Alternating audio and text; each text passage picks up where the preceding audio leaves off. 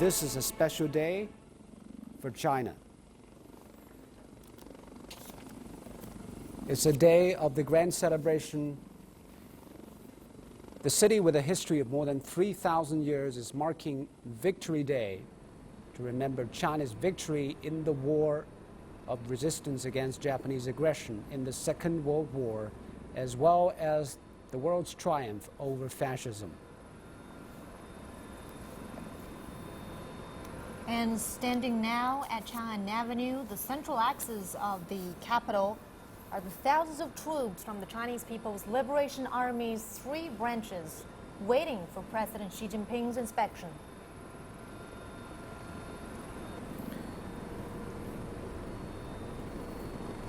On September the 2nd, 70 years ago, China and the Allied countries accepted Japan's unconditional surrender. Celebrations spread nationwide the next day. And in 2014, China officially designated September the 3rd as Victory Day.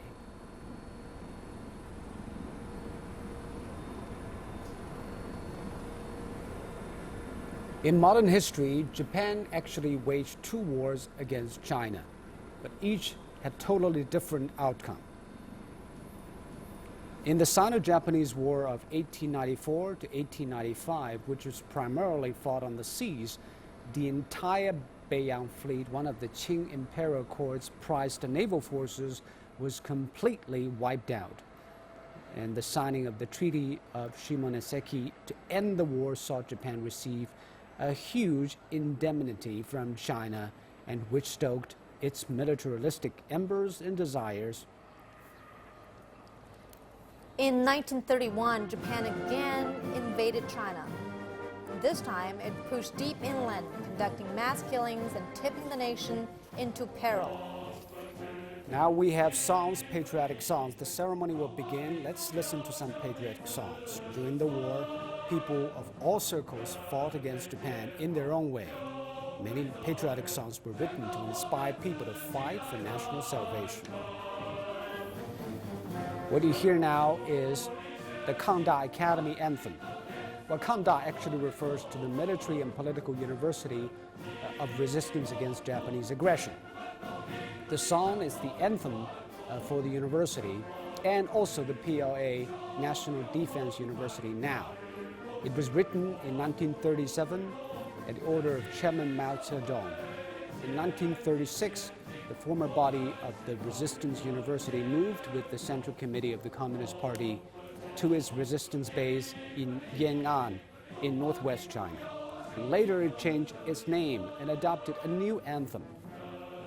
1937 marks the year Japan began the full-scale invasion of China, and the song aimed to inspire students to work hard and shoulder their responsibility of saving the nation from falling to Japan.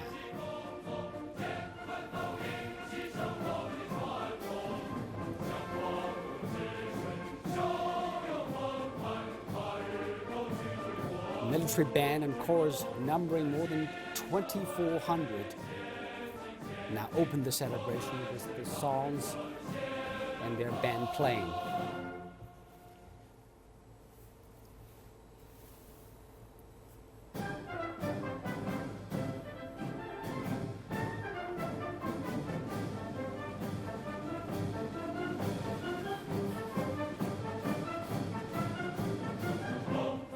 This second song is titled Defend the Yellow River. It's the finale of the Yellow River Piano Concerto, which is based on Yellow River Cantata by composer Xian Xinhai. The Yellow River Cantata was composed in Yan'an in early 1939 during the War of Resistance. The work was inspired by a patriotic poem. It premiered on April 13, 1939 in the Shanbei Gongxue Hall of Yan'an in northwest China, and soon spread to all parts of China. Xian Xinhai was one of the earliest Chinese composers influenced by Western classical music and has influenced generations of Chinese musicians. His works have inspired Chinese people for decades.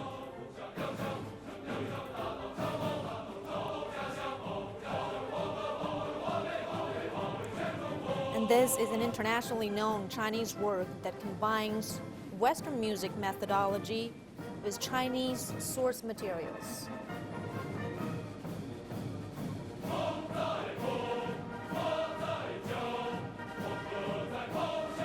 And this song continues to be performed by modern pianists and musicians at home and abroad. And these are precious historical footages that really bring us back to 70 years ago when China mobilized all its available resources to fight Japanese invaders.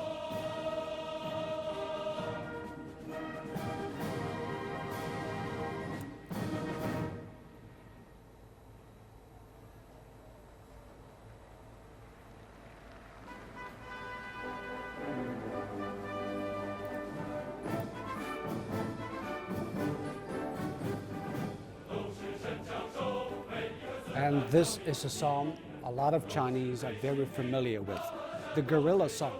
It was written in 1937, after the Battle of Shanghai broke out on August 13th.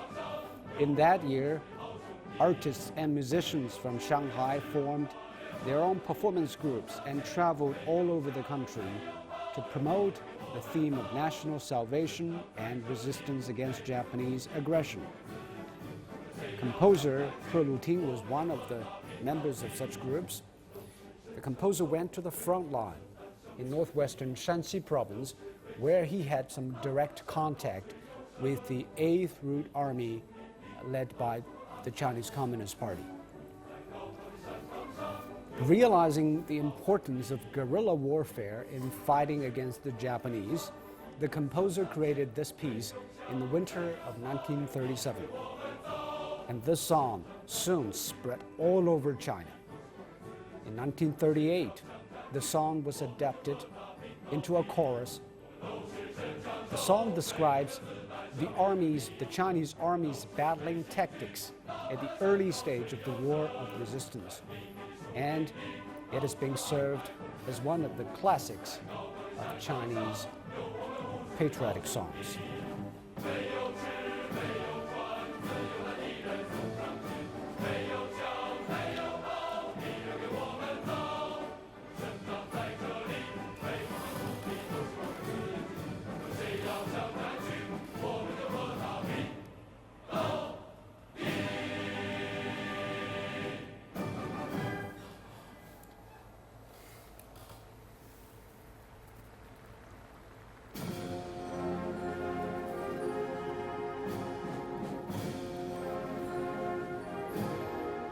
The third song we're hearing right now is entitled Over Taihang Mountain.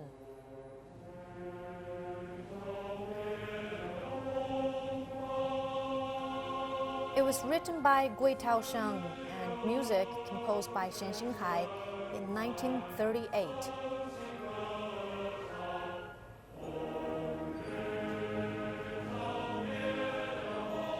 In 1938, the Communist Party was establishing resistance bases in the Taihang Mountain region in North China. The songwriter, together with his comrades, went to a county in Shanxi province and gave soapbox oratory. They were calling for people to join the fight against Japanese invaders.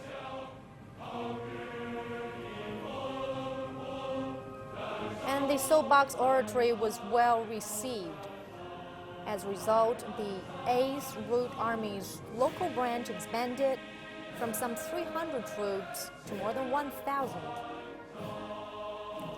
After seeing the touching scenes of wives and mothers sending their loved ones to the army, Gui wrote this poem, and then Xian composed music.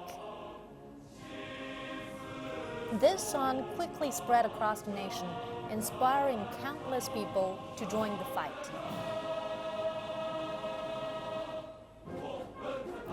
Patriotic songs like this boost the morale of the people and lend a sense of unity to the community who was going through a hard time.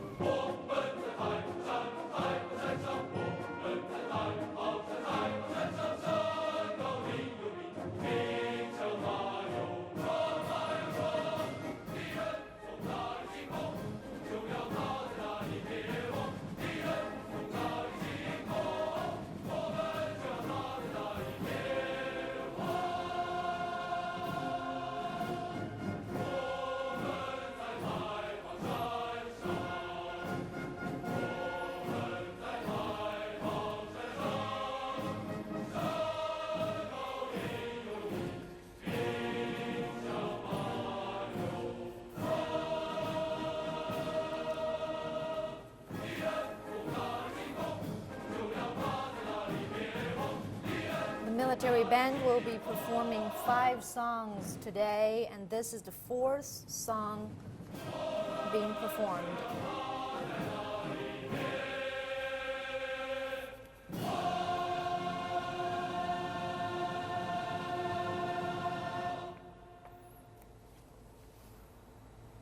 This is a huge presence of musicians, a military band and chorus numbering 2,400 people. They actually kick off the celebrations for this Victory Day parade.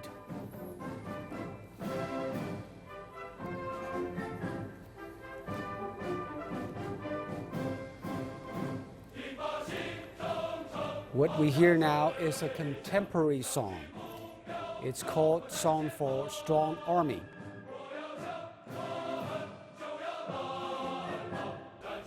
The song basically calls on the service people to follow the lead of the party, achieve the target of a strong military force, and take their responsibilities in building a strong nation.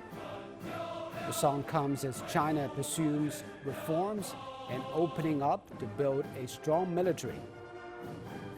China has been implementing a military strategy of active defense. Strategically, it adheres to the principle of defensive operations, self-defense, and striking and getting the better of the enemy only after it was attacked. President Xi Jinping says China is a peace-loving country, but will never give up safeguarding its legitimate rights nor sacrifice its interests. And a strong military plays an irreplaceable role for the realization of the China dreams.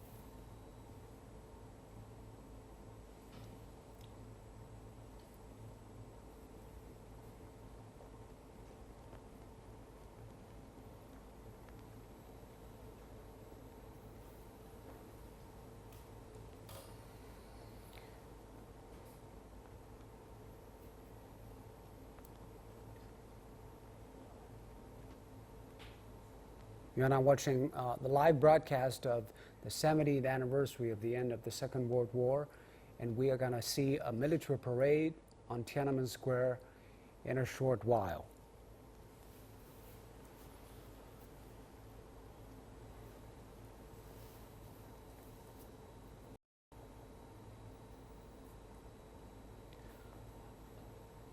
Over 40,000 people have gathered here in Beijing to witness this event. They include veterans from the war, their families, dignitaries from around the world, and also average Beijing people. In a short while, President Xi and other leaders will come to this Tiananmen rostrum. And President Xi is expected to deliver an address marking the occasion. Now, President Xi, Premier Li Keqiang, senior leaders including top legislator Zhang Dejiang, top political advisor Yu Zhengsheng, other members of the Standing Committee of the Politburo, of the CPC, Liu Yinshan, Wang Qishan, and Zhang Gaoli, former presidents Jiang Zemin and Hu Jintao also on hand. Dozens of foreign leaders, senior officials, and heavyweights have been invited to attend today's commemoration. There are also officials from the Central Committee of the Communist Party of China, the Standing Committee of the National People's Congress, the State Council, the Chinese People's Political Consultative Conference, and the Central Military Commission, as well as representatives of retired officials and representatives of veterans who took part in the War of Resistance.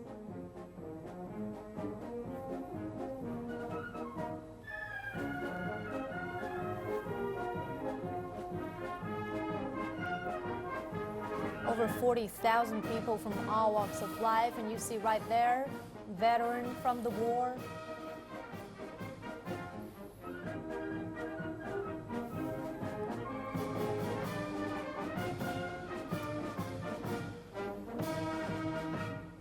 In about 2 minutes' time, President Xi Jinping will be making a speech, and he will then inspect the army.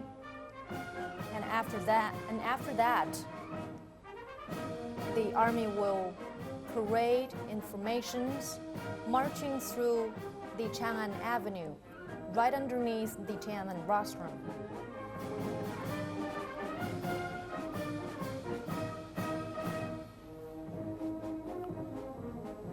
But the current generation of leadership, as well as past generations, have all shown up on Tiananmen Tower to reveal China's military might and also to commemorate the 70th anniversary of the end of the war, together with leaders from other countries who have been invited to witness this event. 14 military parades have been held in Beijing since the founding of the People's Republic of China. 11 were in Mao's era, and former leaders of the People's Republic of China each got one chance to inspect the army. And this time is quite different. It's the first time that a military parade ever takes place on Tiananmen Square other than the National Day. It is especially arranged to mark the end of the Second World War 70 years ago. And it has become an international event because many countries' representatives were also showing up this time on Tiananmen Tower.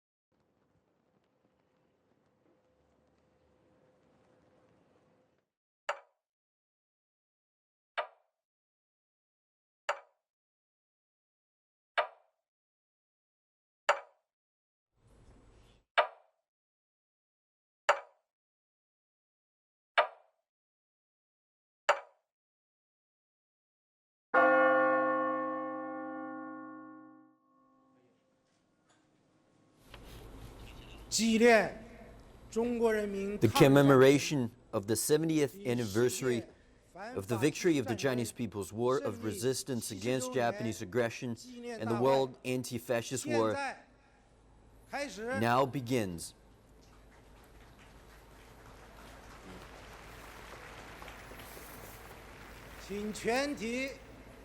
Please all rise.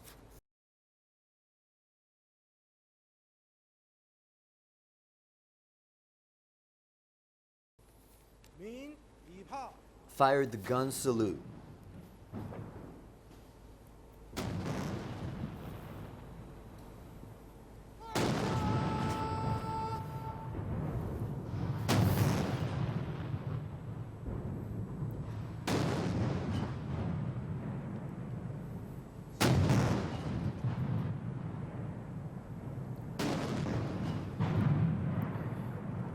A 70-gun salute, one for each of the 70 years since the war was won. During the war, answering the call for a nationwide resistance, much of the nation took up arms and rushed to the battlefields, and eventually drove out the Japanese army. But millions of soldiers and civilians did not live to see the victory for themselves. On September the 3rd, 1945.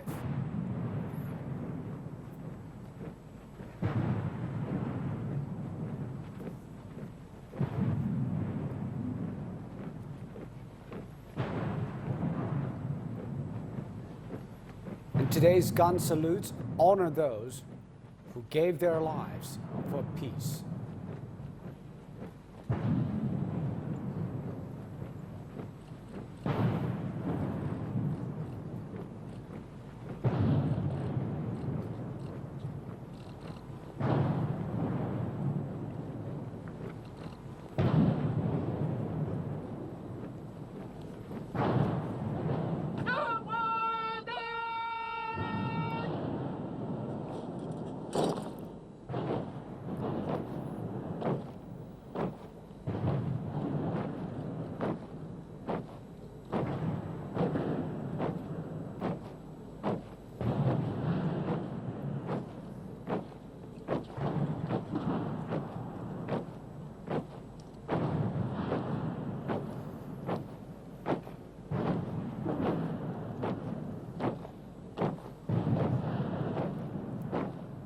The War of Resistance awoke in the Chinese nation a sense of national identity. The eventual triumph stirred a sense of confidence as a nation and was a testament to the nation's determination in the face of threats, its resolve of self-reliance and strength to stand tall in the world. This spirit is built upon the sacrifice of many and is one that will be handed down through the generations. The guards bearing the national flag from the Monument of the People's Heroes to the flag post, they will take precisely 121 steps, each represent one of the 121 years from when the first shots of the war between China and Japan was fired in 1894.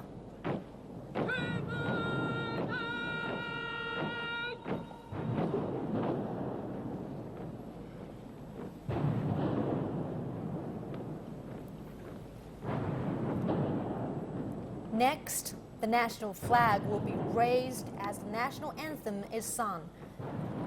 The anthem is called the March of the Volunteers. It was written in 1935 as a battle song encouraging the Chinese to fight for their existence, and also a song of victory for the world against fascism.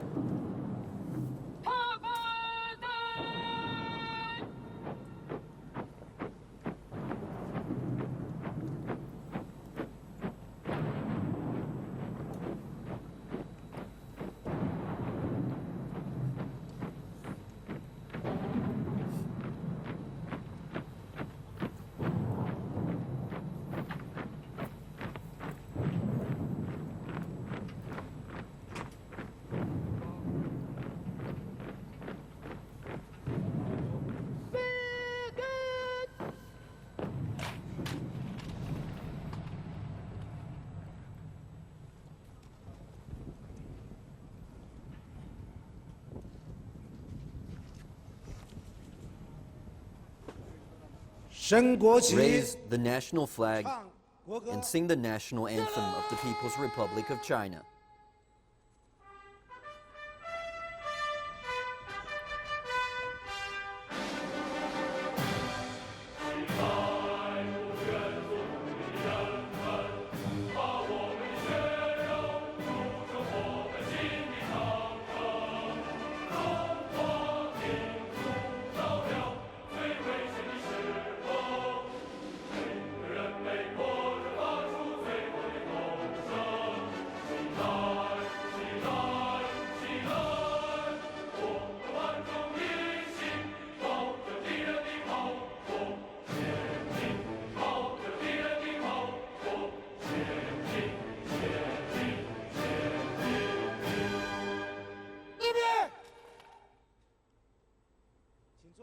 Please be seated.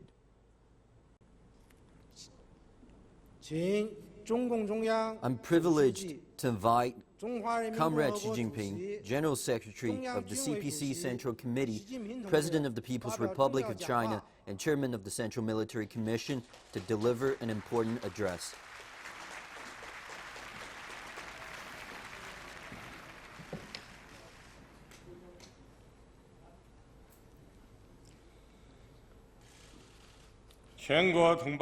All my countrymen, and women, 尊敬的 Your 各位 Excellencies, 国家元首、 heads of state and government, 政府首脑和联 and 合国等国际组 representatives 织代表， of the United Nations 尊敬的 and 各位 other 来宾， international organizations, distinguished 全体 guests, 受阅将士们、 all officers and soldiers participating in the parade, ladies and gentlemen, 同志们、 comrades and 朋友们 friends. 今天是一个值得 Today 世 is 界 a 人 day 民 that will 永 forever 远纪念的 be 日子。 etched in the memory of people all over the 70 年 world. 前的今天， 70 years ago 中国人 today, 民经过长达14 the 年， Chinese people, having fought tenaciously for 14 years, 取得了 won the 中国人 great 民抗 victory 日战争 of 的 their 伟 war of 大胜利， resistance against Japanese aggression, 宣告了世界反法西 marking 战 the 争 full 的 victory 完全 of the 胜利。 world anti-fascist war. 和平的阳光再 On 次 that day, 普 the 照大 world 地。 was once again blessed by the sunshine 在 of 这里， peace. 我 On 代 this 表中共 occasion, 中央、全国 On 人 behalf 大 of the Central Committee of the Communist Party of China, the Standing Committee of the National People's Congress, 中央军 the 委 State Council, the National Committee of the 向 Chinese 全国 People's 参加过 Political 抗日战 Consultative 争的老 Conference, 战士、 and the Central 老 Military 同志 Commission, I pay 爱国 high 人士 tribute to all the veterans, 和抗日 comrades, 将领， patriots, and officers in China 向为中国人民 who took 抗日 part in 战 the 争 war of 胜利 resistance, and all the 做出 Chinese 重大贡献 at 的 home and abroad 海内外 who contributed 中华儿女 significantly to the 致以 victory 崇高的 of 敬 the 意 war. 向支援和帮助过 I 中 extend 国人民抵抗 heartfelt 侵略 gratitude 的外国 to 政府 foreign governments and friends who 和国际友 supported 人 and assisted the Chinese 表 people 示 in 衷心 resisting 的感 aggression. 谢。向参加今天 I 大会 also 的 warmly 各国来宾 welcome all the 和 foreign 亲人 guests 朋友们， and representatives 表示 of 热 the 烈的 armed 欢 forces 迎 of。foreign countries present today.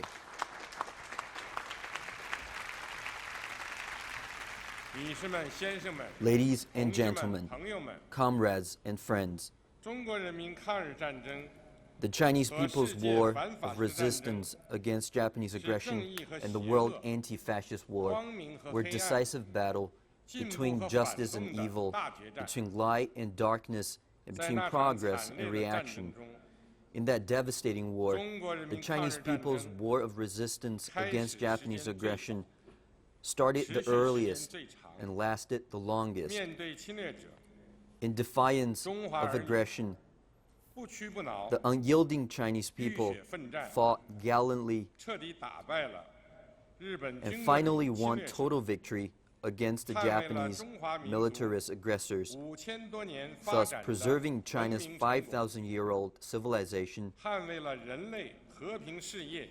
and upholding 铸就了 the 战争 cause of 史上 peace 的 of 奇观。 mankind. 中华 This 民族的 remarkable 壮举 feat made by the Chinese nation was rare in the history of war. 中国人民抗日战争胜利， The victory of the Chinese 是 people's 近代以 war 来 of resistance against 中 Japanese 国抗 aggression 击外敌入侵 is the 的 first 第一次完全胜利， complete victory won by China in 这 its 一伟大 resistance 胜利 against foreign aggression in modern 彻底 times. 粉碎了日本军国主义 This great triumph 殖民奴役中国 crushed 的 the 图谋， plot of the Japanese militarists 洗刷了 to 近代以 colonize 来 and enslave China 中国 and 抗 put 击 an 外来 end to 侵略 China's national 屡战 humiliation 屡败的 of suffering 民族耻辱。 successive defeats at the hands 这 of 一伟 foreign 大胜利 aggressors in modern times. 重新确立了中国 This 在 great 世界 triumph 上的大 re-established 国 China as a major 使 country 中 in the 国人民 world 赢得了世界爱好和 and 平 won the 人民 Chinese 的 people 尊 respect 敬。 of all peace-loving people 这 around 一 the 伟大 world. 胜利 This great 开辟 triumph 了中华民族 opened up bright 伟大复 prospects 兴的 for the 光 great 明前景， renewal of the Chinese nation 开启了古老中国 and set 凤 our 凰涅 ancient 槃 country 浴火重生 on a 的 new journey 新征 after 程。 gaining rebirth. 在那场战争中， During the war, 中国人民以巨大民族牺牲， with huge national sacrifice, 世 the 界 Chinese 反法 people 西 held 战争 ground 的 in the 东 main 方主 theater 战场， in the east of the world 为世 anti-fascist 界 war, 反法西战争胜利 thus making major 做出了重大贡献。 contribution to its victory. 中国人民抗日战争也得到了 In their war against Japanese aggression, the Chinese people received extensive support from the international community. The Chinese people will always remember what the people of other countries did for the victory of their war of resistance.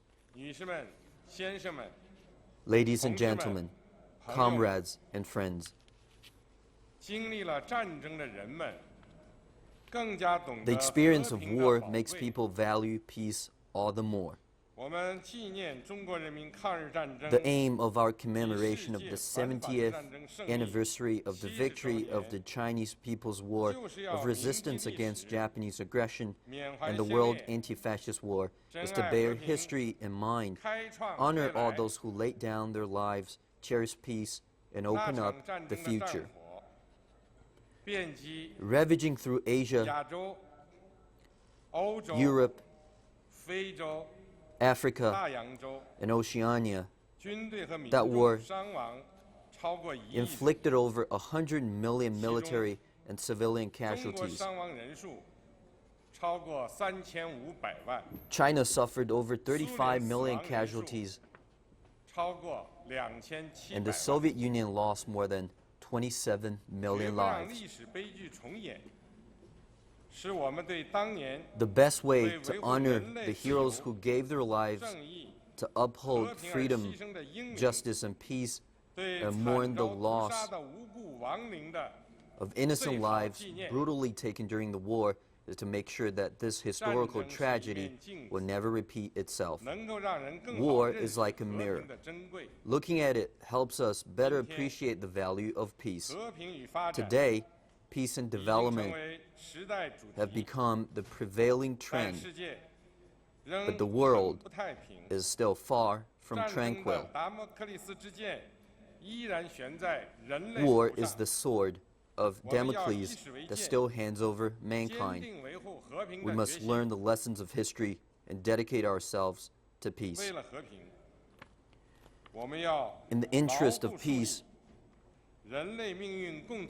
we need to foster a keen sense of a global community of shared future.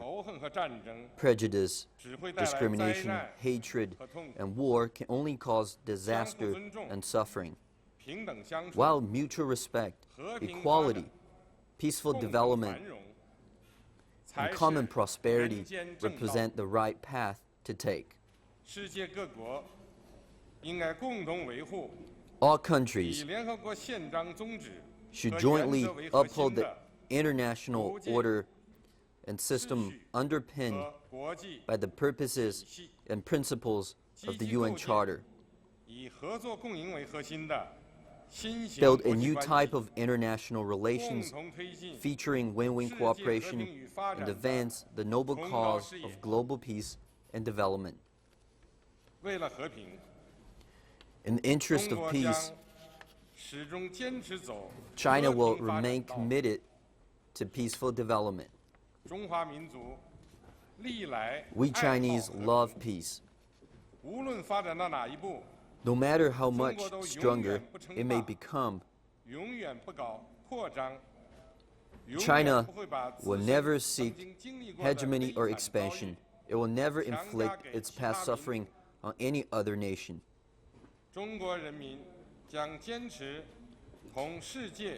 The Chinese people are resolved to pursue friendly relations with all other countries, uphold the outcomes of the Chinese people's war of resistance against Japanese aggression and the World Anti-Fascist War, and make greater contribution to mankind.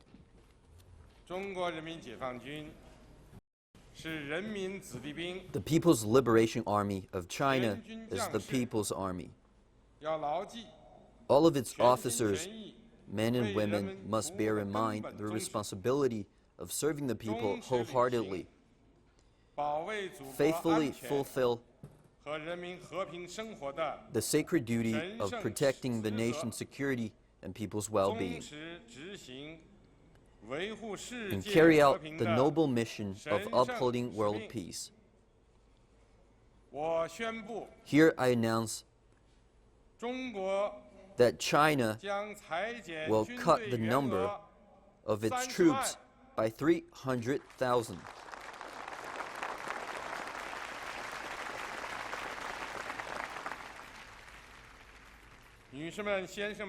Ladies and gentlemen, comrades and friends, as an ancient Chinese saying goes, after making a good start, we should ensure that the cause achieves fruition. The great renewal of the Chinese nation requires the dedicated efforts of one generation after another. Having created a splendid civilization of over 5,000 years, the Chinese nation will certainly usher in an even brighter future.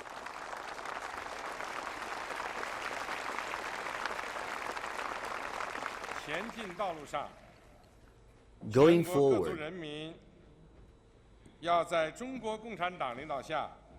under the leadership of the Communist Party of China, we people of all ethnicities across the country should take Marxism, Leninism, Mao Zedong thought, Deng Xiaoping theory, the important thought of the three represents, and the scientific outlook on development as our guide to action. We should follow the path of socialism with Chinese characteristics, pursue the four-pronged comprehensive strategy, promote patriotism and the great spirit of resisting aggression, and forge ahead as one to reach our goals.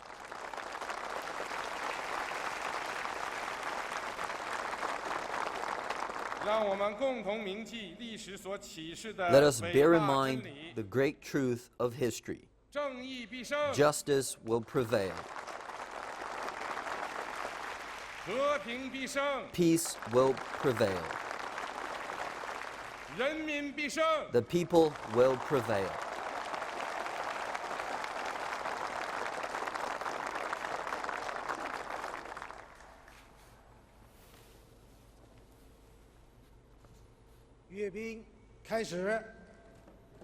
Now the inspection of the troops begins.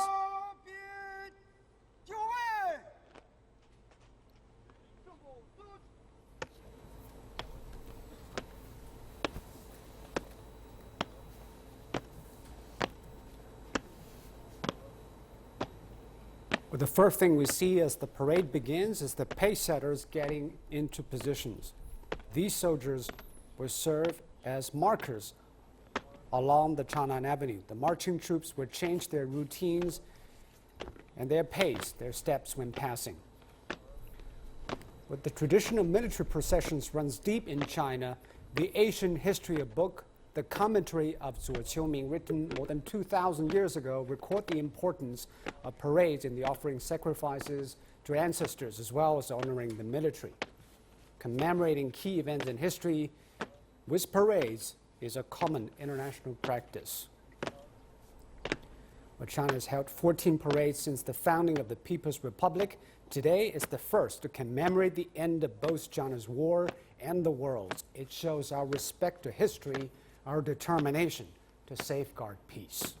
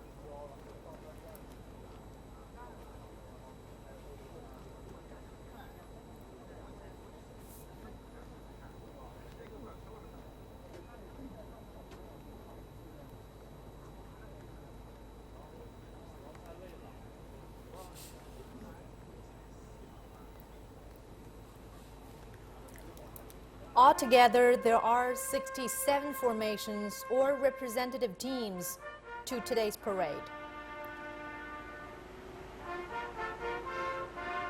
Chinese President Xi Jinping is ready to inspect the army.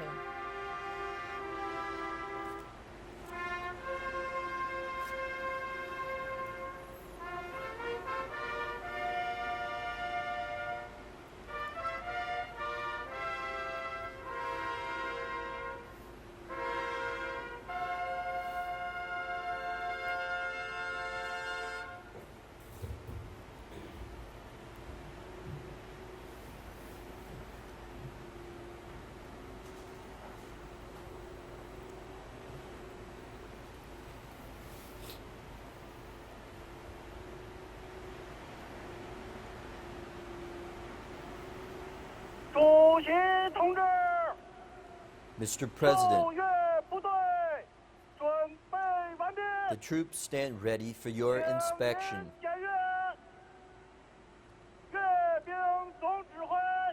This is the Chief Commander of the parade. Let's begin.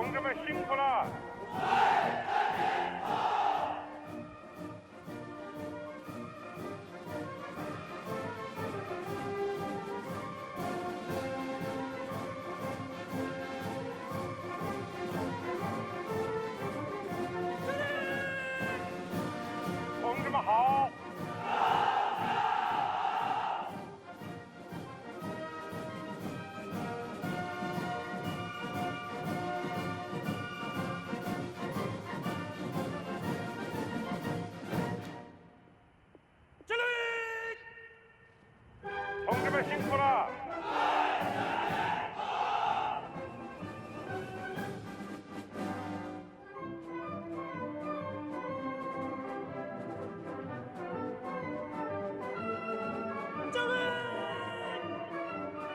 同志们好。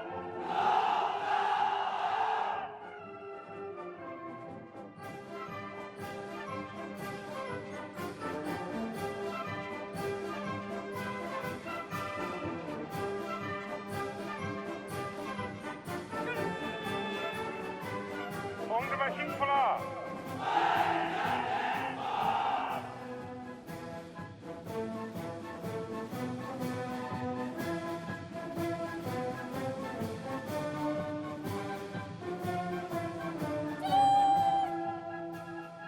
同志们好。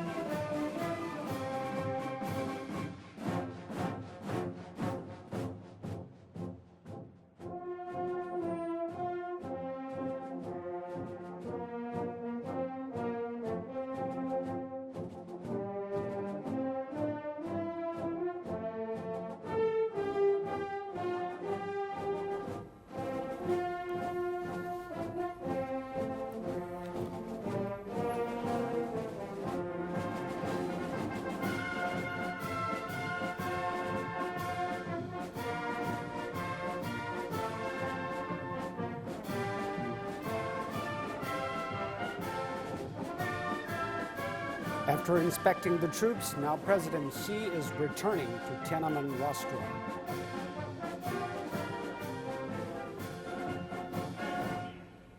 An old Chinese saying goes, trials and tribulations will regenerate a nation, and the preservation of past experiences will guide the future.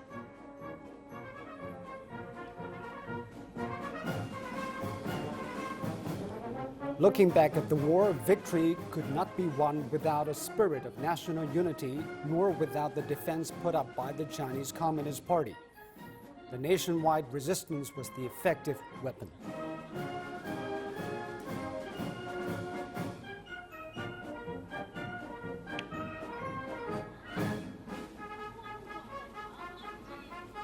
That period of history also attests to the necessity of a strong army for a strong nation. A powerful army and consolidated defense are the guarantees for a peaceful country and survival of its people. That history also demonstrates the growth of a Chinese army committed to serving the people and loyal to the leadership of the CPC. The People's Army has made great contributions to national independence, liberation, and prosperity, is safeguarding national sovereignty, security, and development interests, as well as world peace.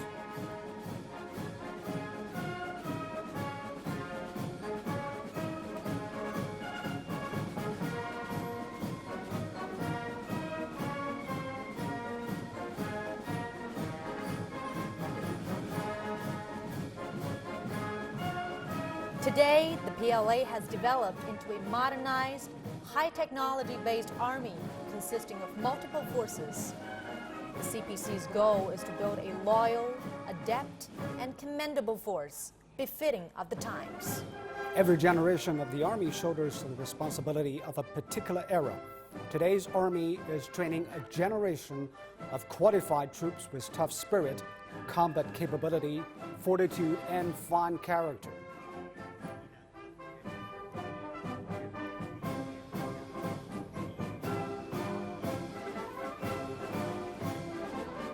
One of the most enduring lessons of the war for China is the need to unswervingly pursue the path of peaceful development. The Army plays the role of safeguarding peace for the country and the world. In President Xi Jinping's words, the Chinese people have hearts that are bigger than the oceans or the sky, but we definitely cannot tolerate sand in our eyes. And that sand refers to covering up of atrocities, distortion of history, and attempts to detract from the value of the Chinese victory.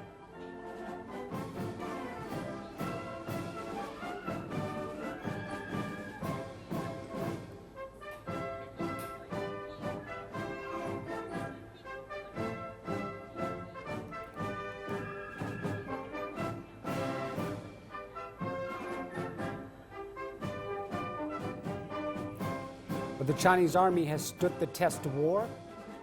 In this new chapter, it is developing itself into a more powerful force to protect the country in the new era.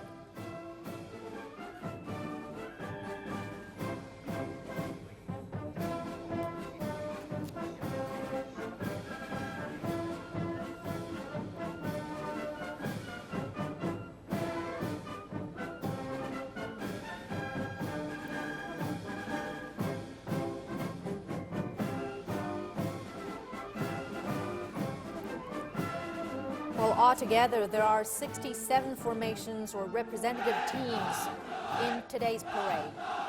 There are 11 foot phalanxes from the Chinese Army, 17 from foreign troops, 2 composed of veterans of the War of Resistance, 27 exhibiting advanced armament, as well as 10 air echelons.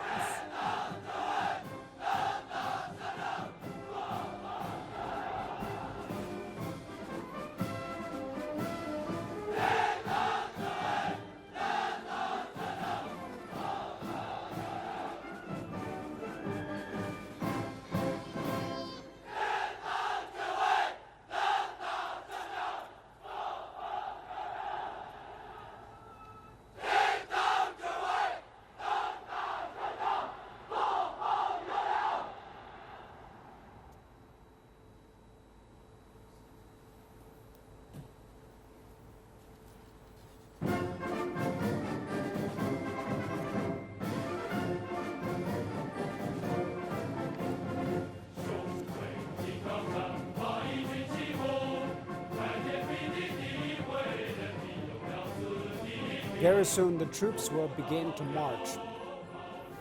The War of Resistance was won with the combined determination of the CPC and the people. China was the major east battlefield of the Second World War. The fight on this front locked in 94% of the Japanese land forces, impeding Japan from redirecting its aggression to the rest of the world.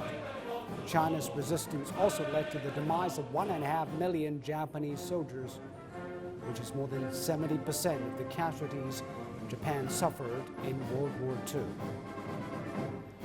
And China also positively propelled a worldwide anti-fascist united front and became one of the founding members of the United Nations.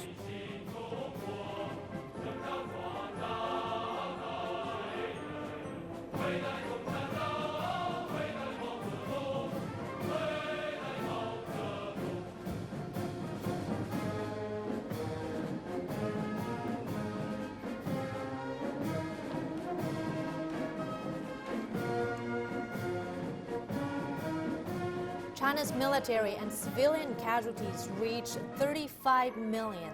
And that alone accounted for 1/3 of the entire world's atrocity casualties in the Second World War.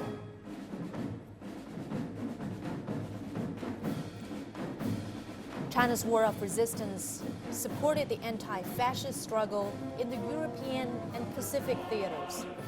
It disrupted the grand plan of militaristic Japan to dominate the world, thwarted Japan's Northern March plot to invade the Soviet Union, and delayed its Southern March schedule for unleashing the Pacific War.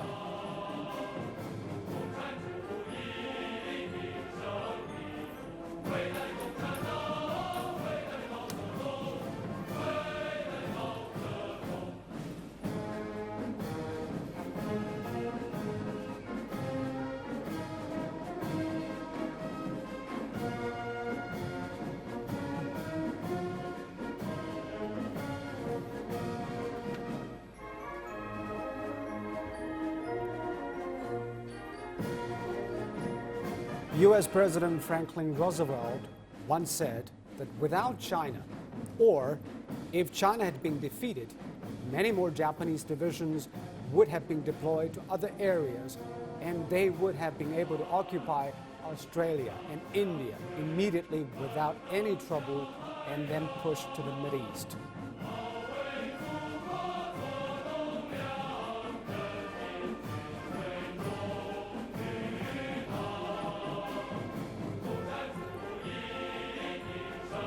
Today, as you're watching from the live feed, some 41,000 representatives from all walks of life are taking part in the commemoration.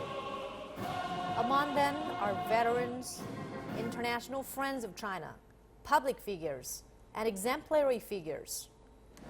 More than 1/3 of participants are members from the public. No matter who they are, where they're from, everyone is sharing the glory of victory in the Chinese capital.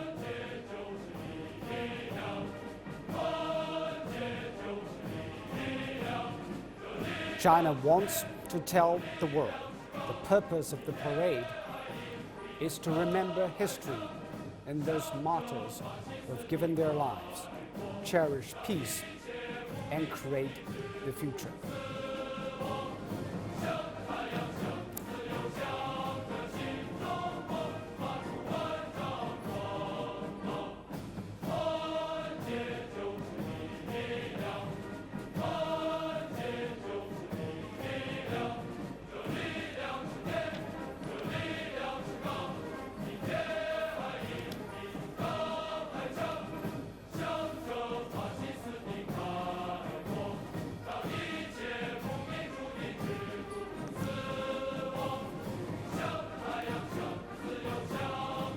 Today's parade is intended to commemorate history, cherish the memories of fallen revolutionary heroes, and uphold peace and usher in the future.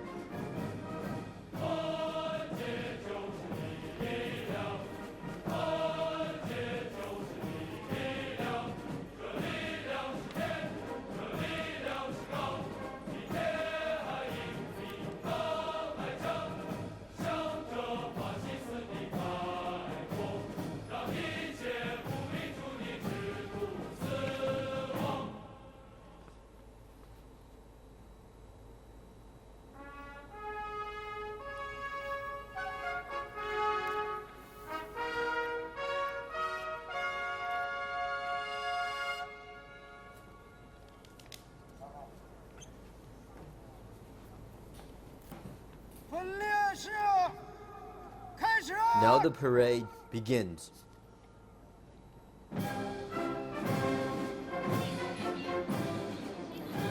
Incoming now are the Air Flag Guards bearing the Chinese flag and the flag of the Chinese People's Liberation Army.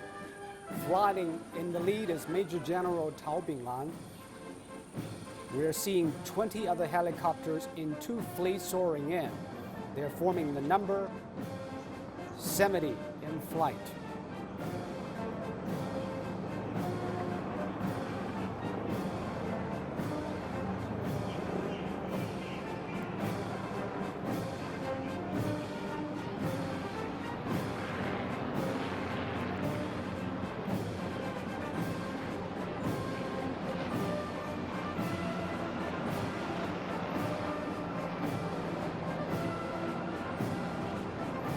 And now a flyover by 7 training jets whose trails represent a journey to a bright, colorful future.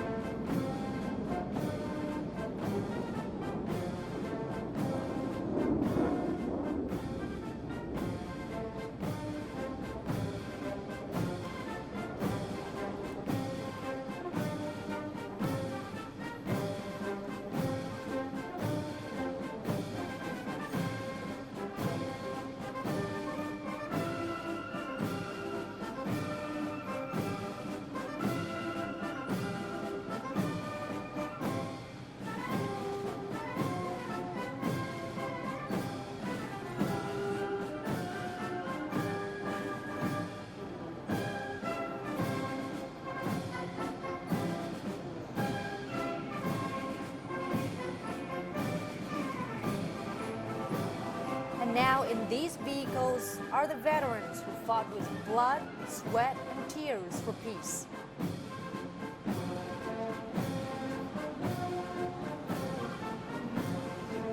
Riding alongside them are 45 soldiers from the Motorcycle Honor Guard unit. The motorcycle escort fleet is an honor usually reserved for state guests. It was disbanded in 2003 because of disruptions to traffic, but resumed in 2014. Among the veterans are those who served in the 8th Route Army, New 4th Army, Northeast United Resistance Army, and South China People's Counter-Japanese Guerrilla Force, as well as the Kuomintang forces. The average age of these veterans is 90 years old.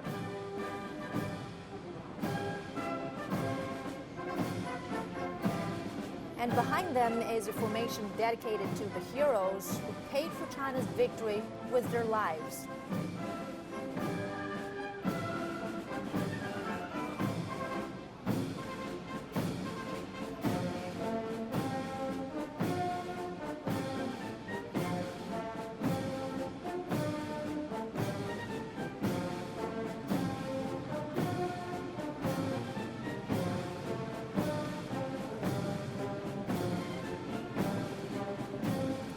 Following behind are the descendants of veterans.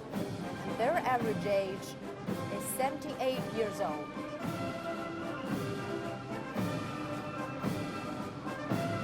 President Xi Jinping awarded the veterans on September 2nd to pay their tribute to their contribution in the war. This formation honors the people who contributed to the war effort from behind the lines. Members represent those who provided essential support to Chinese soldiers, sending daily necessities including food and clothes, as well as secretly relaying news to the soldiers.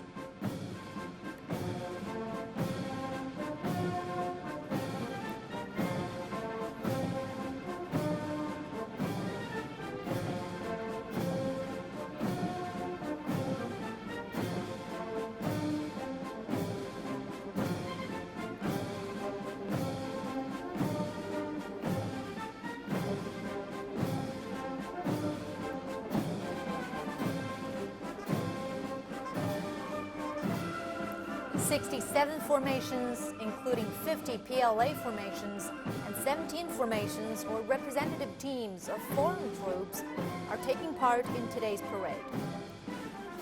Some 12,000 people from the Chinese side are involved. Formations will march past the central inspection area located in front of Tiananmen Rostrum. The military band and chorus of the Chinese People's Liberation Army will perform the parade march. 56 generals will participate in the event for the first time. They have been trained together with soldiers for 3 months. It's also the first time that representatives from the 8th Route Army, New 4th Army, Northeast United Resistance Army, and Southern China People's Counter-Japanese Guerrilla Force all join a military parade. 7 flags, their honors and designations, will be flying at the front of their formations.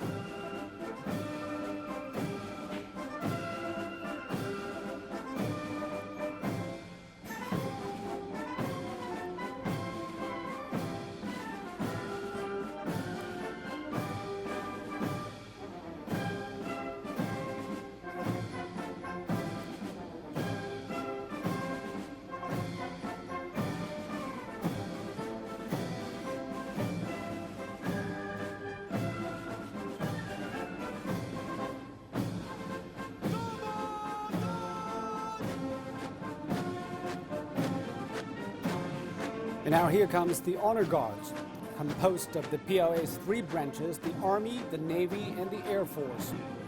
In May this year, these soldiers attended Russia's own Victory Day parade, which marked the country's win in the Great Patriotic War, as Russia calls it. For the very first time, the presence of female honor guards in the formation, they made their debut last May at a welcoming ceremony for Turkmenistan's president.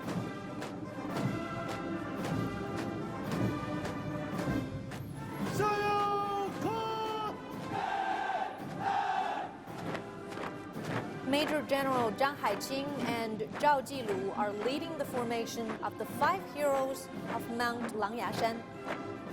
The 5 heroes are 5 soldiers of the 8th Route Army under the CPC. In order to cover the tracks of the main Chinese forces, they misdirected a Japanese force of 500 and lured them off the right trail to the main peak of Langyashan in North China's Hebei province. They put up a defiant fight. After their bullets ran out, they chose to leap off a cliff instead of surrendering. This formation is led by Major General Wu Yanan and Wang Ming. The Battle of Pingxinguan broke out in September 1937, when Japanese troops engaged with the Chinese at the strategic pass in North China's Shanxi province. It was the first large-scale defeat the Chinese inflicted on the Japanese invaders.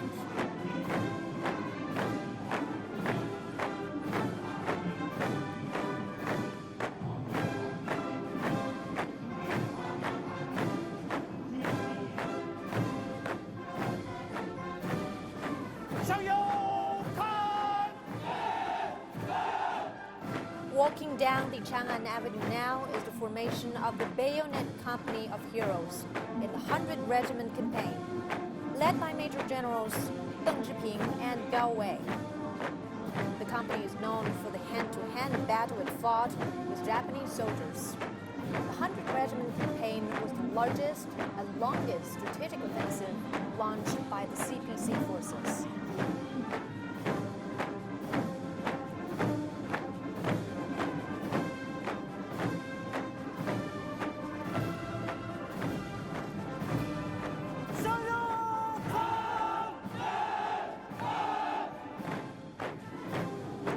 Major Generals Lin Qiangyang and Hong Jiangqiang are leading the formation of the company of model fighters in the night raid in Yanlingbao. The unit represents the forces which attacked Yanlingbao Airport used by the Japanese in North China's Shanxi province on the night of October the 19th of 1937. The 1-hour battle inflicted damage on 24 enemy aircraft, dealing a heavy blow to Japan's air transport capabilities.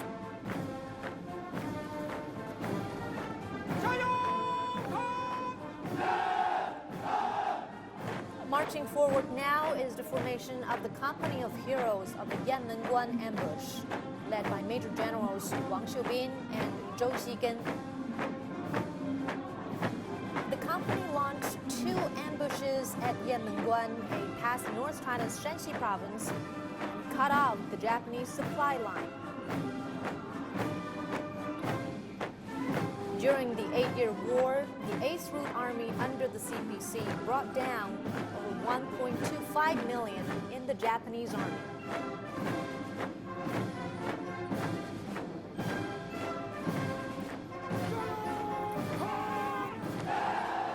Major General Xia Junyou and Major General Liu Weixing are leading this formation in the battle in Liulaozhuang village in the eastern province of Jiangsu. The company from the new 4th Army sniped at and killed over 1,000 Japanese soldiers. All 82 soldiers of the company also gave their lives. The new 4th Army was a main force in the War of Resistance, taking down some 300,000 Japanese troops.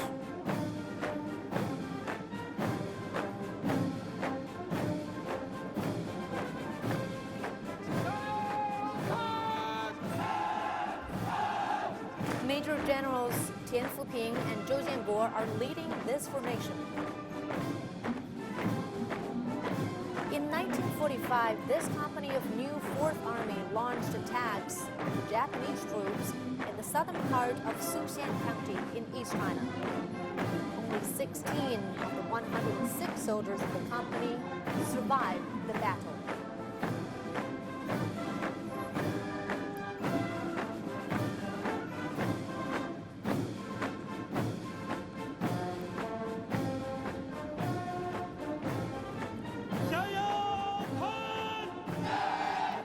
Here is the formation of the heroic Northeast United Resistance Army.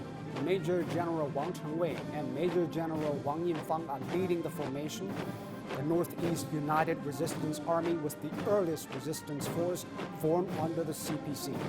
Resistance in the Northeast locked in a large amount of Japanese forces, keeping them from being redirected to the wider stage of the Second World War.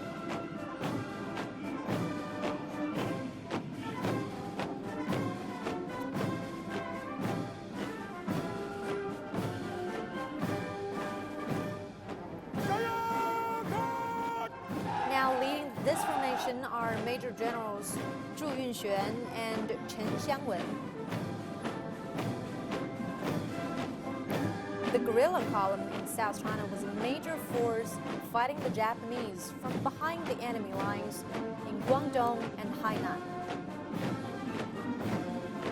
They conducted many raids, dealing blows to the Japanese.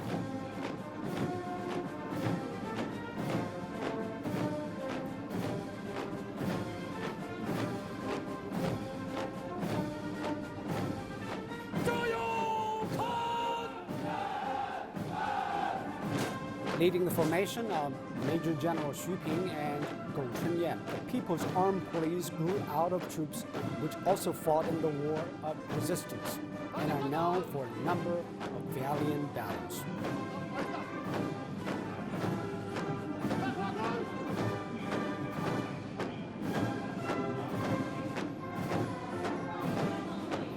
Next, 17 formations and representative teams of foreign troops will march past Tiananmen Rostrum. Never before has China invited foreign troops to join in the parade. The Afghan representative team, led by Lieutenant Colonel Abdul Rahim from the Guard of Honor. Passing through now is the formation of Belarus. Leading the formation is Colonel Ratsu Anatoly, a garrison commander.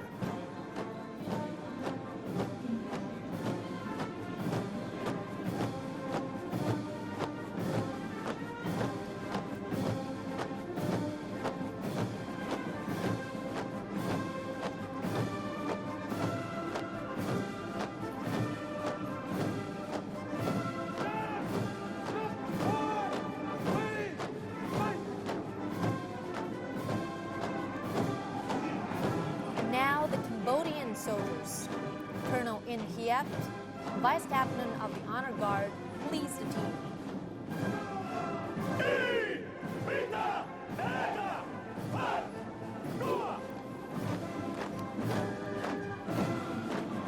Now comes the Cuban Revolutionary Armed Forces. They're led by Lieutenant Colonel Jose Luis Peraza, Captain of the Honor Guard.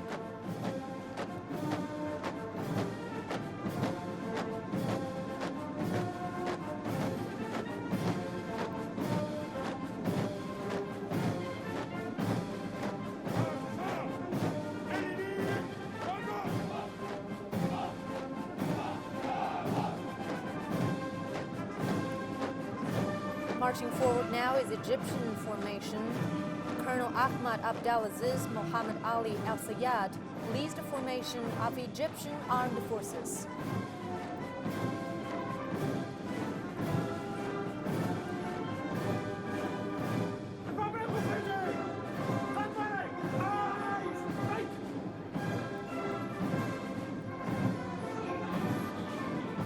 The team of the Republic of Fiji Military Forces is led by Master Sergeant Wasaki Wesia Balay Ratu from the Strategic Command.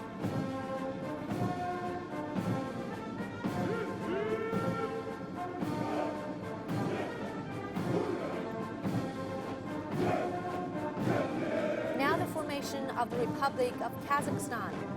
Leading the formation is Colonel Aldriorov Nurlan. He's Deputy Director of the Training Department of the General Staff Headquarters.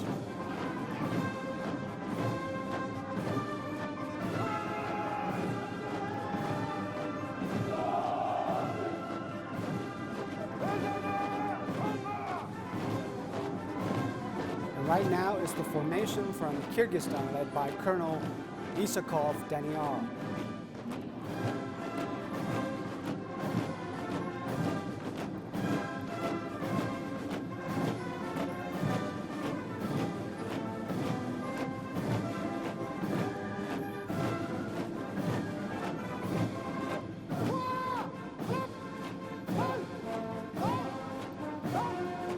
This is the team of the Lao People's Army. It is led by Captain Con Villafong.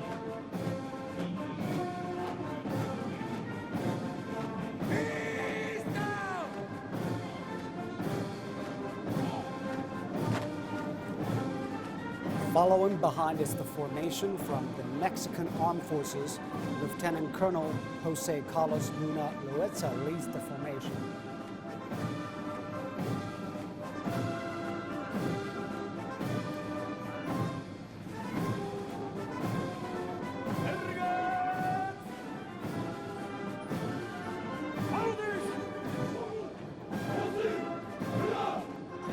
This is the Mongolian formation. Lieutenant Colonel Batbagel Karshadin is leading the troop.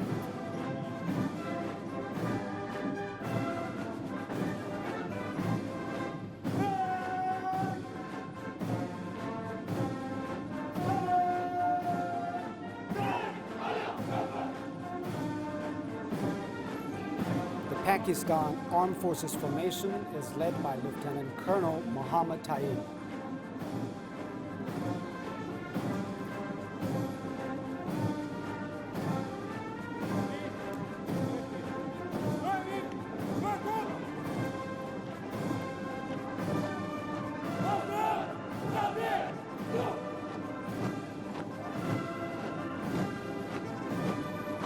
Marching forward now is the Serbian Armed Forces. Major Marko Majanovic is leading this formation.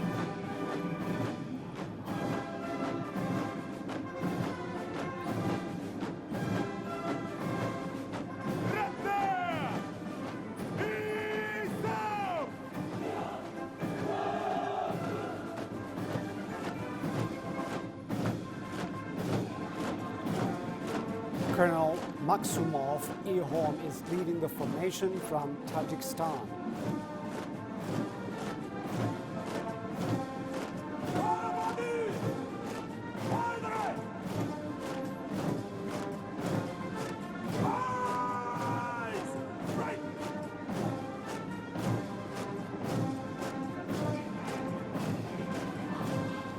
This is the representative team of Vanuatu. Lieutenant Boma Avia from the Mobile Force is leading this formation.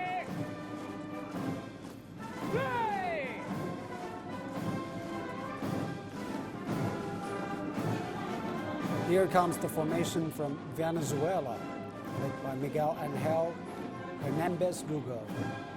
He's a military academy cadet.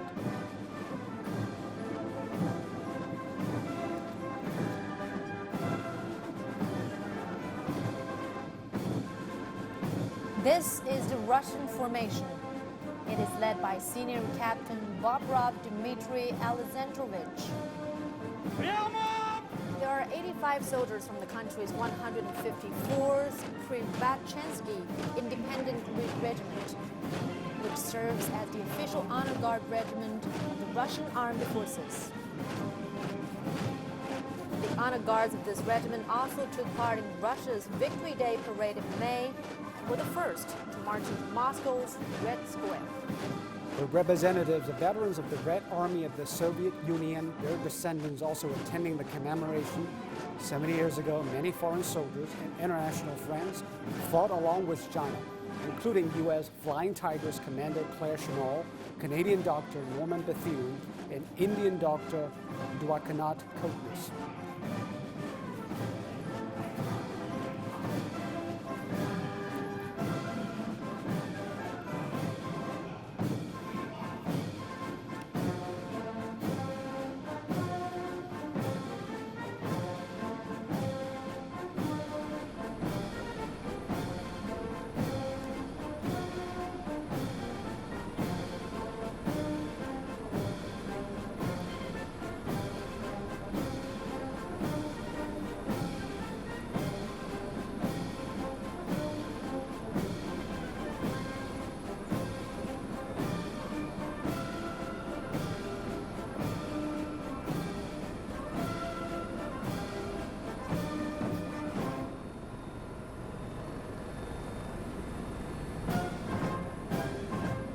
China's military continues to march through the Chang'an Avenue, we'll be expecting to see the equipment formations. Well, the next formations are a display of the PLA's advances in equipment and weaponry. Everything on display is China-made and in active service. 84% are being shown to the public for the very first time.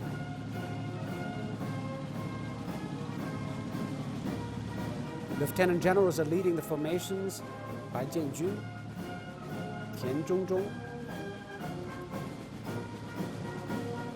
Chen Dong, Wu Guohua, and Pan Changjie.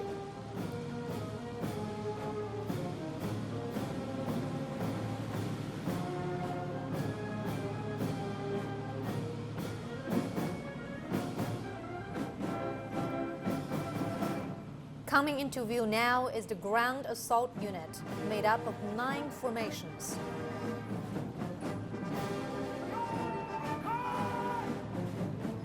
First up,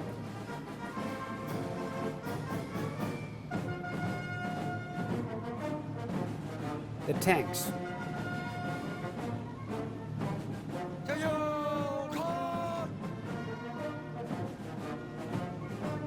The tanks formation led by Major General Zhou Yiming. This 99A tank has advanced firepower, mobility, and defense capability.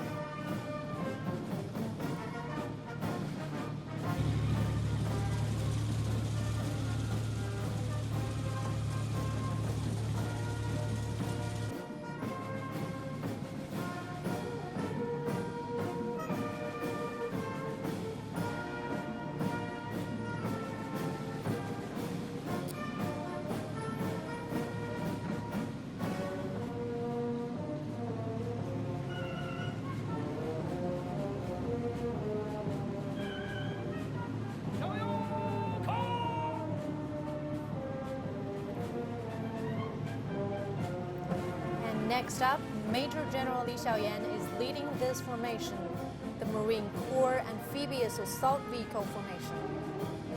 The O-5A Amphibious Assault Vehicle is one main battle armament in the Navy's landing operations.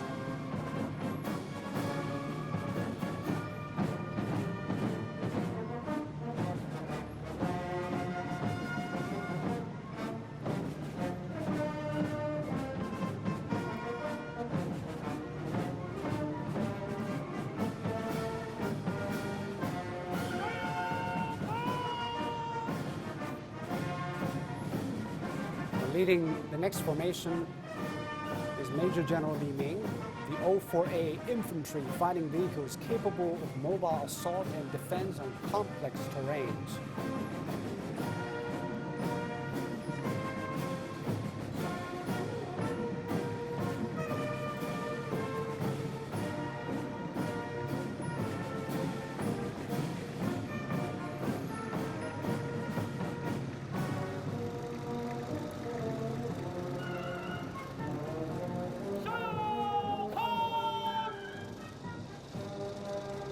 Following up now is the Airborne Fighting Vehicle formation, led by Major General Jing Tao. The Airborne Fighting Vehicle can be rapidly mobilized and counter ground attacks from the air. It is also capable of long-distance, non-stop action and deep strikes.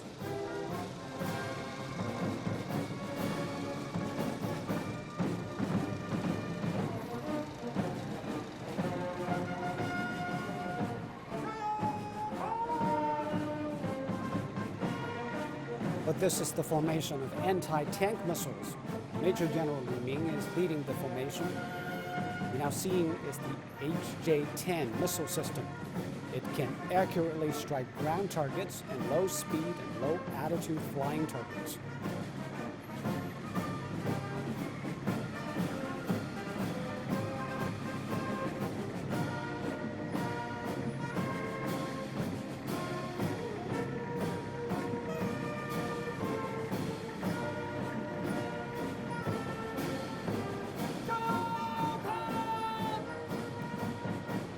Up next is the formation of tracked self-propelled artilleries led by Major General Liu Ming. And what we're seeing is the Type 05A-155 self-propelled howitzer. It plays an important suppressive role in combat.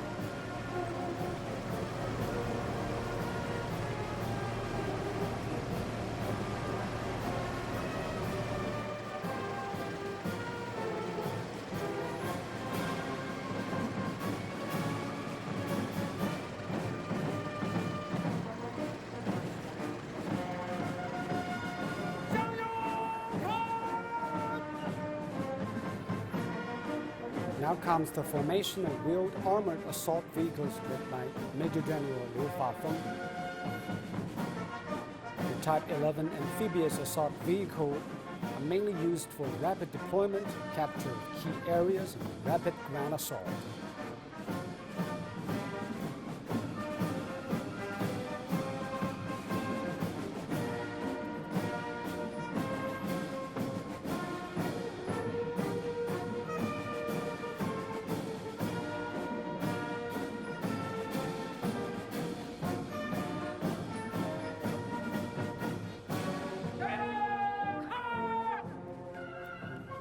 Marching forward now is the formation of high-mobility assault vehicles.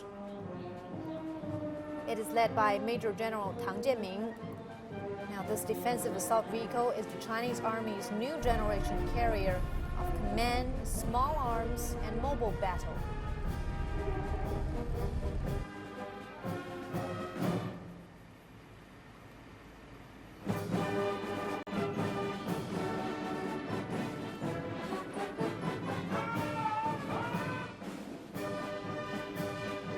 This is the formation of the Armed Police Anti-Terrorism Assault Vehicles led by Major General Meng Ming. Armed police are the assault forces in fighting terrorism. They have an accomplished track record in handling unforeseen and sudden events and fighting violent crimes.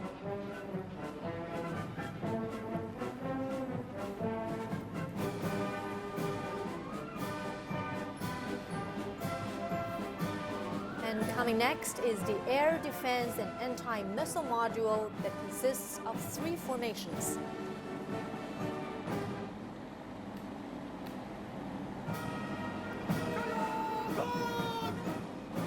And here's the formation of anti-aircraft artillery led by Major General Sun Yongbo. The 35mm self-propelled anti-aircraft gun has many impressive characteristics, including rapid firing speed, high on-target accuracy, and strong anti-interference ability.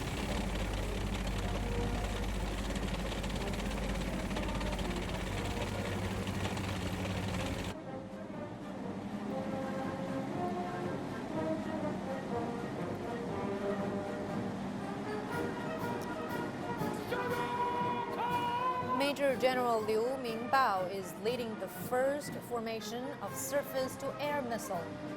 The HQ-9 is capable of countering saturation attacks, operating in a complex electromagnetic environment, and intercepting multiple airstrike weapons.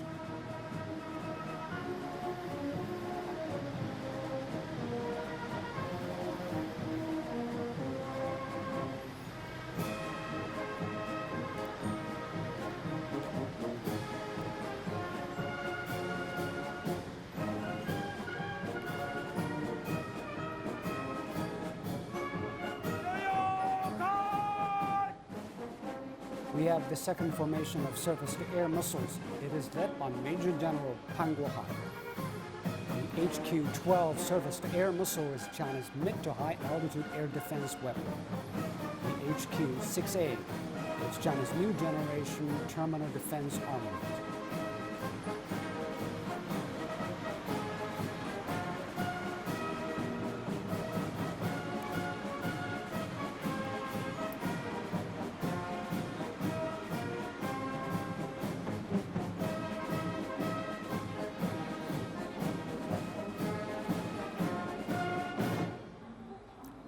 And coming right up is the shipborne attack module, consisting of 3 formations.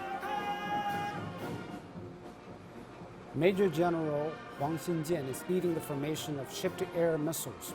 The shipborne anti-aircraft missiles are capable of covering a large sea, a large area, countering multiple attacks, and strong in anti-interference.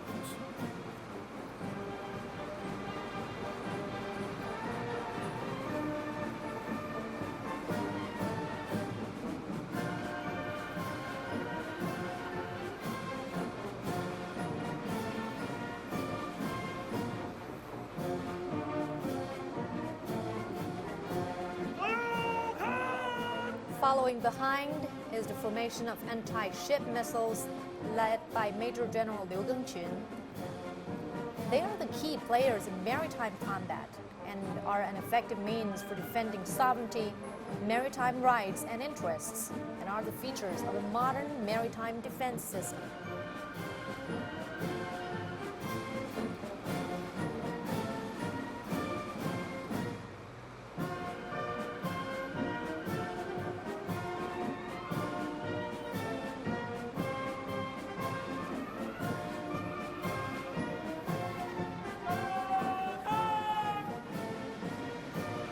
This is the formation of shore-to-ship missiles led by Major General Zhou Xuming.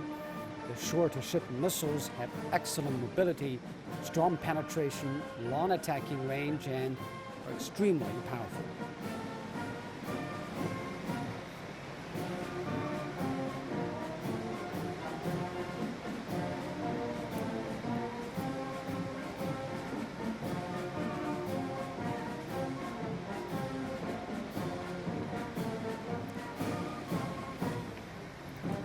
There are 6 formations for the Strategic Strike Module, including the 2nd Artillery Force.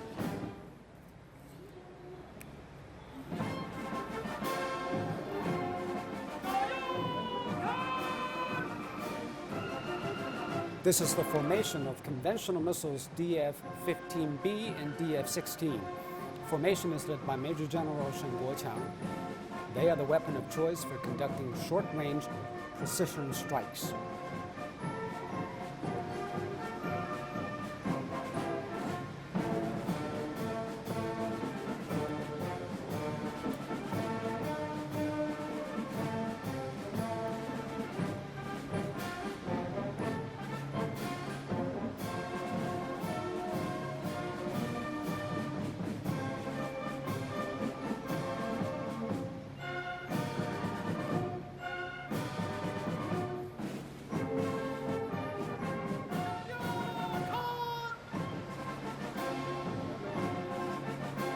Here comes the 2nd formation of conventional missiles, led by Major General Li Jun. The DF-21D is a land-based anti-ship ballistic missile. It serves as one of China's important weapons in asymmetric warfare.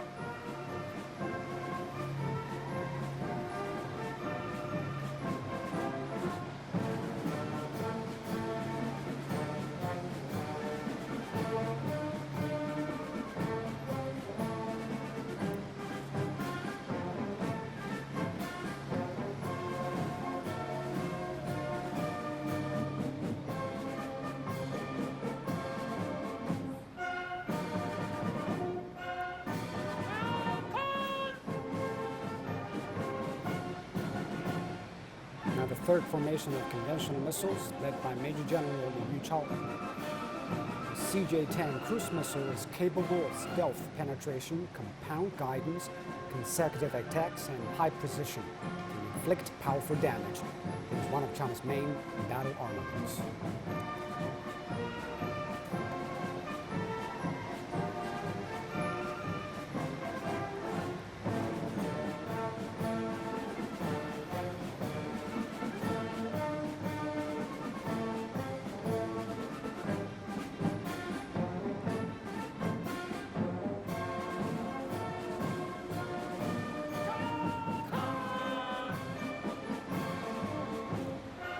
Here comes the formation of missiles for both nuclear and conventional use.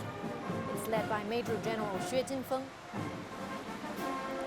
The DF-26 can conduct medium to long-range, precise attacks on key ground targets and large to medium naval ships. It is China's new weapon in its strategic deterrence systems.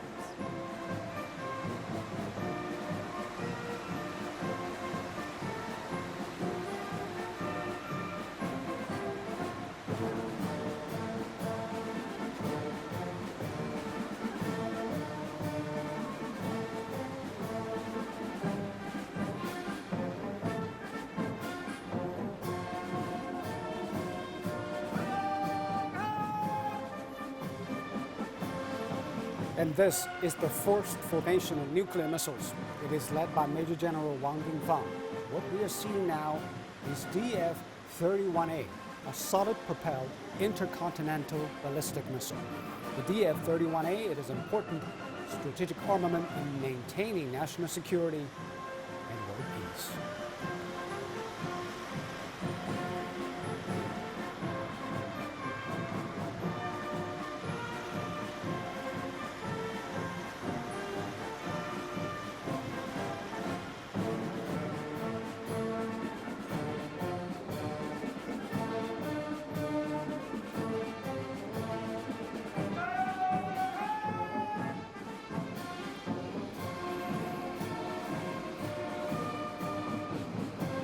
And here comes the second formation of nuclear missiles, led by Major General Zhang Mingguo.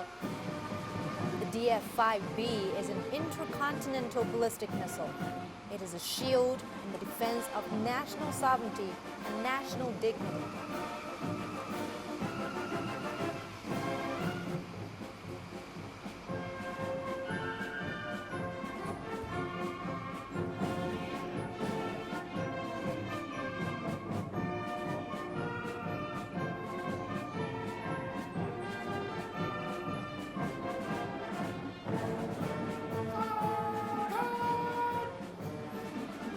But there are three formations for the information support module.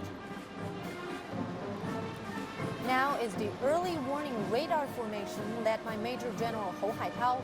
The equipment has high mobility and performance. It can operate independently and is an important safeguard of the nation's air security.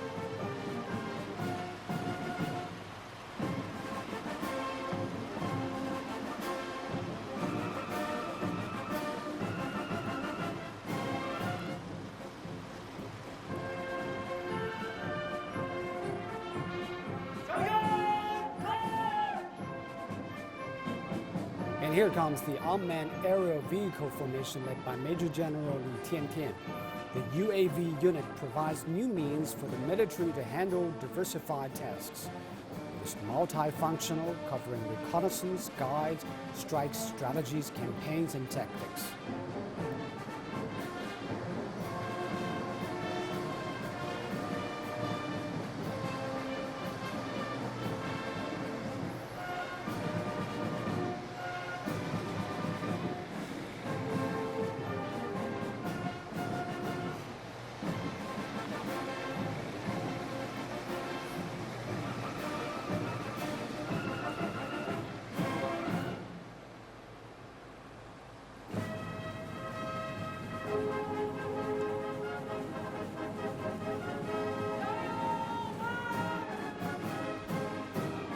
Marching forward now is the formation of commanding information system equipment, led by Major General An Xue.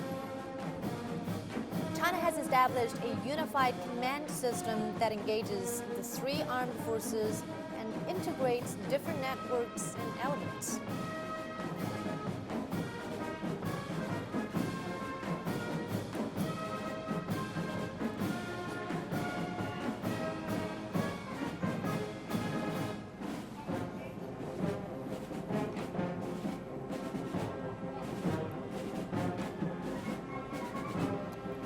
There are three formations for logistics and equipment support.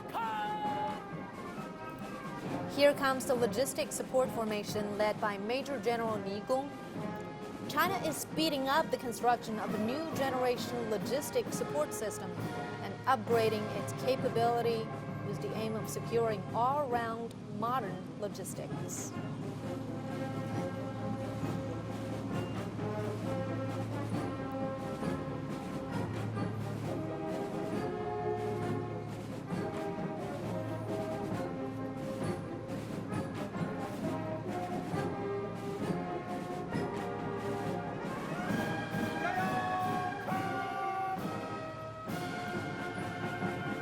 Now it's the formation of equipment support led by Major General Wang Jidong. The equipment on display provides all-season, all-region support. China is speeding up the upgrade of its armament and enhancing its equipment support capability.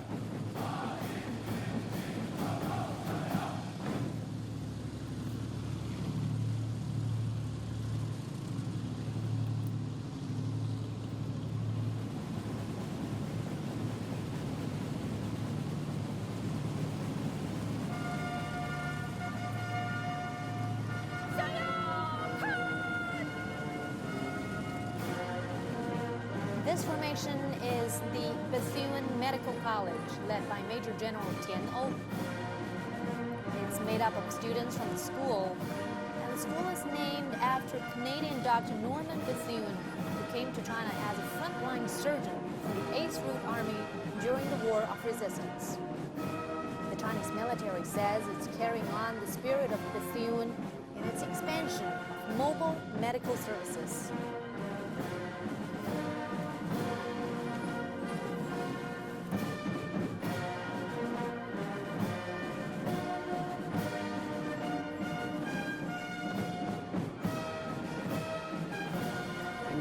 Let's look up in the sky. Air echelons are the last formations. Flying overhead now is the echelon of the lead aircraft.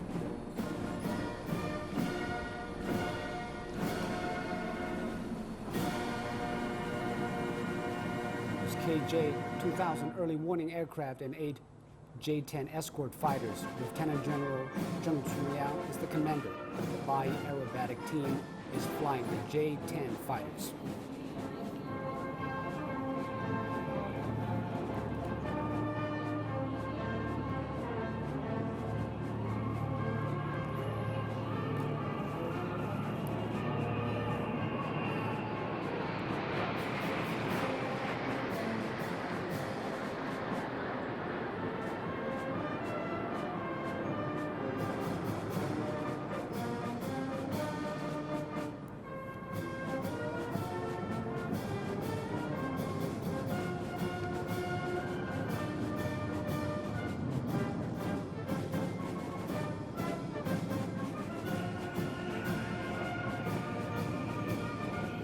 Now is the echelon of airborne warning and control system aircraft.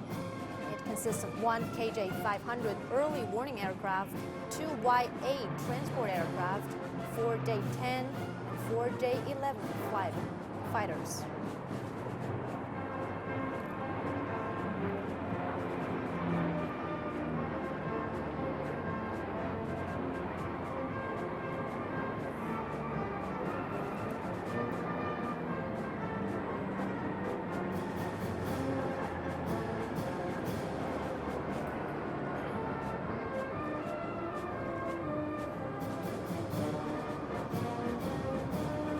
Now the echelon of maritime patrol aircraft. It consists of 3 special models of Y-8 aircraft and 10 JH-7A fighters.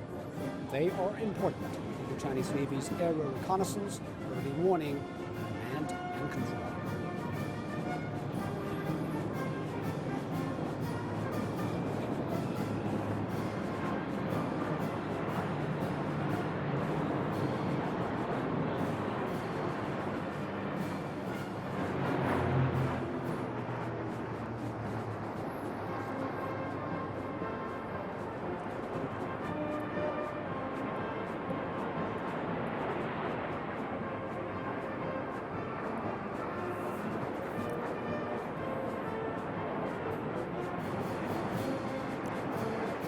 Right overhead now is the echelon of H-6K bombers forming 3 flanks. The H-6K can carry cruise missiles and air-to-surface missiles. It's capable of long-distance raids, wide-ranging patrol, and strikes reaching outside defense zones.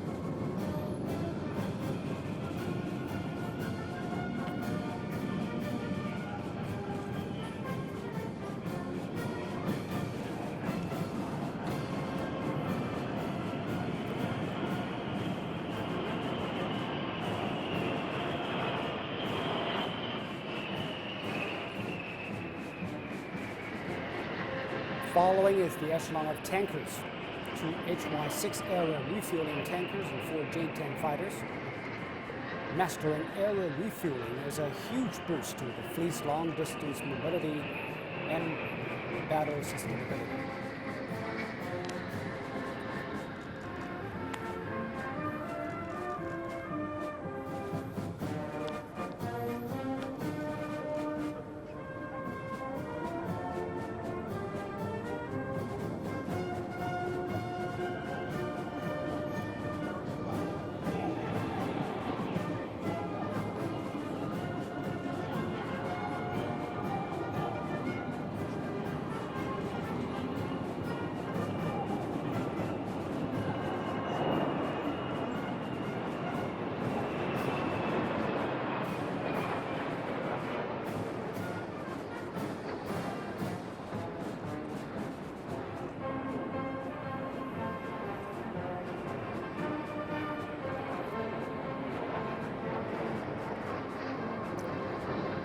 The first echelon of fighters is now flying towards Tiananmen Square.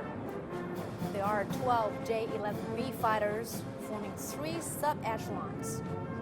It has a long loiter time and long combat radius.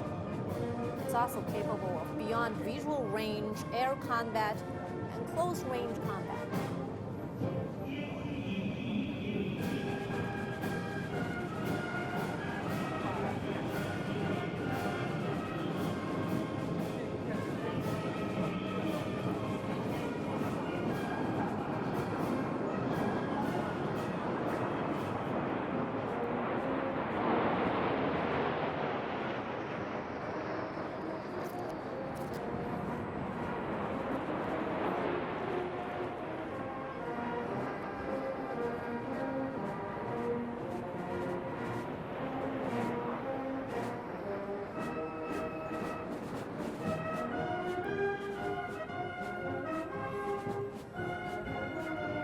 Next is the second echelon of fighters. 15 J-10As are forming a 3-jet flying wedge, 5-jet flying wedge, and 7-jet flying wedge. Major General Chang Ding-chiu is flying the lead aircraft. The J-10A fighter jet is of great importance in medium-long distance fighting and in seizing air domination.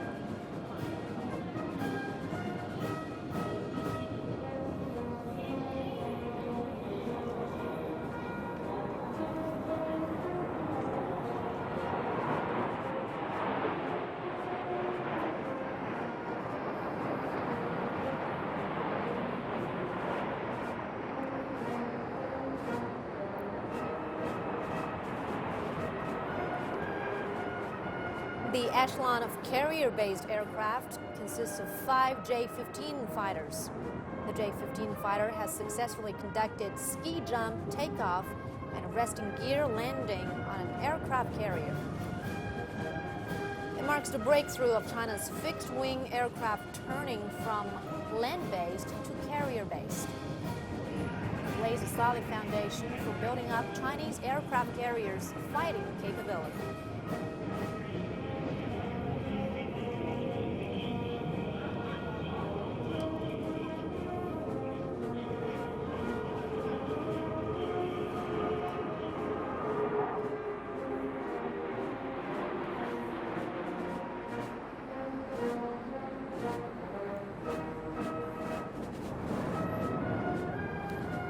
The last echelon flying towards Tiananmen, flying over Tiananmen Square, is that of the helicopters. 70 helicopters and 7 flying wedges in one rank. The Air Force is one of the main powers in all-around assault. It is a key player in modern warfare and non-war military operations as well.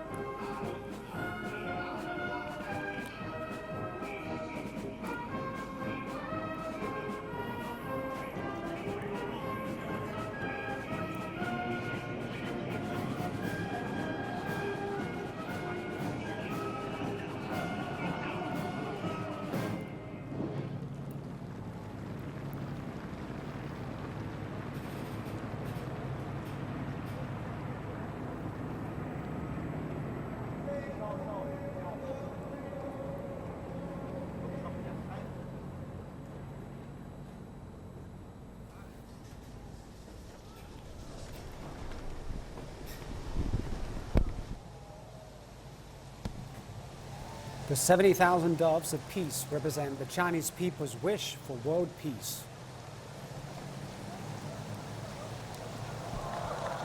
Victory Day reminds us all of the pain of war and how precious peace is.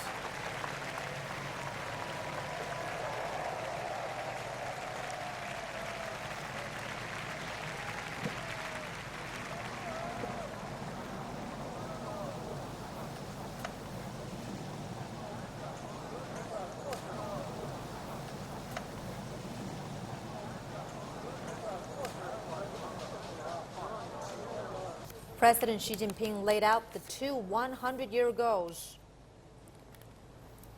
One is building a moderately prosperous society in all respects by 2021, when the CPC will celebrate its 100th anniversary. And the other is building an affluent, strong, civilized, and harmonious socialist modern country by 2049, the 100th anniversary of the founding of the People's Republic of China. And China is now moving closer than ever towards this vision. Victory Day reminds us of the importance of remembering the past, remembering the experiences that shape our present day. The victory belongs to the Chinese. It also belongs to all the peace-loving nations and people.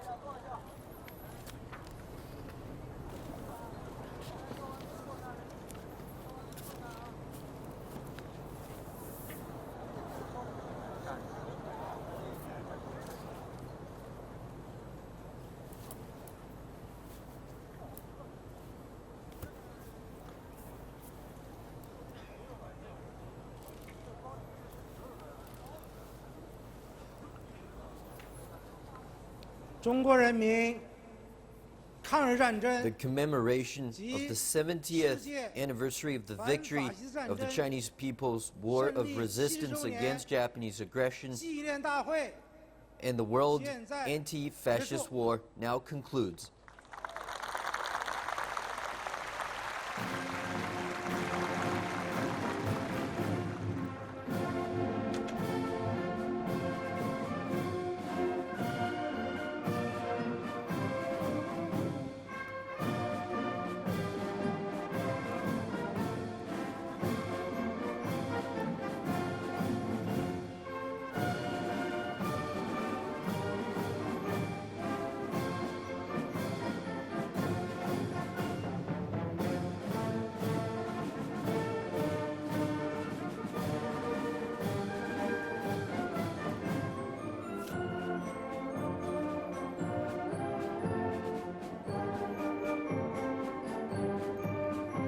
You've been watching the 70th anniversary of the end of the Second World War. Just now, the PLA had a military parade on Tiananmen Square. Chinese President Xi Jinping, together with other leaders, as well as leaders from other countries attending the Beijing parade, reviewed the troops. It is attended by more than 40,000 people from all over the country, especially those veterans, their families, and dignitaries from the rest of the international community.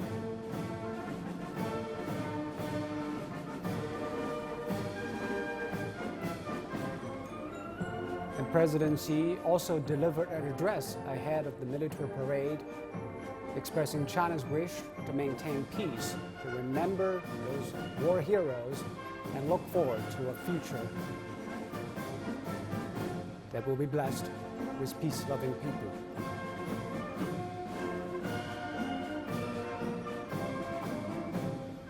This is the first time China held a military parade on September 3rd, the day designated to mark the end of the Second World War, of China's war against Japanese aggression.